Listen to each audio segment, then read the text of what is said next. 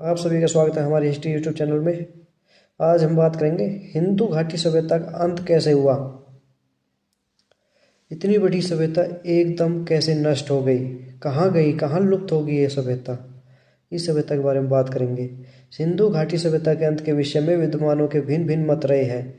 कुछ विद्वान मानते हैं कि अकस्मात किसी दुर्घटना के कारण इस सभ्यता का अंत हो गया, पर इसका किसी के पास कोई ठोस प्रमाण नहीं है।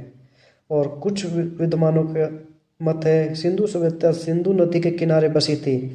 यह नदी भयंकर बाढ़ों के लिए प्रसिद्ध है। इन्हीं बाढ़ों के कारण इस सिंधु घाटी का अंत हो गया है, यानी बाढ़ आ गई, उससे ये सिंधु घाटी पानी में बह गई, लेकिन इसका कोई ठोस प्रमाण नहीं है।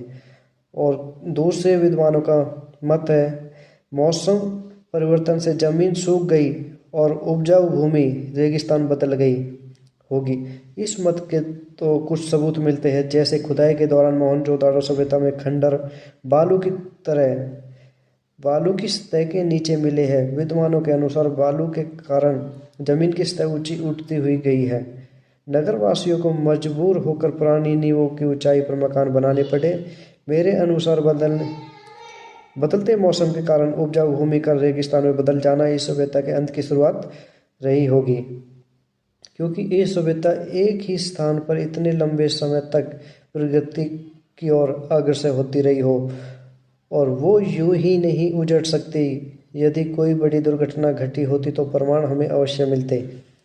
दूसरा, नदी के बाढ़ के कारण या तो कोई दूसरा कारण देखने को मिलता, लेकिन ऐसा नहीं हुआ।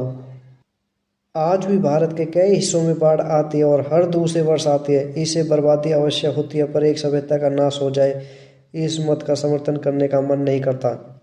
इसलिए विद्वानों द्वारा तीसरे मत से यही सहमति लगती है कि इस सभ्यता का अंत मौसम के परिवर्तन के कारण ही रहा होगा, क्योंकि मौसम ने उनकी कृषि संबंधी भरण पोषण समस्याओं को उत्पन्न कर वहाँ की भूमि को रेगिस्तान में तब्दील कर उस सभ्यता को दम तोड़ने पर मजबूर कर दिया होगा।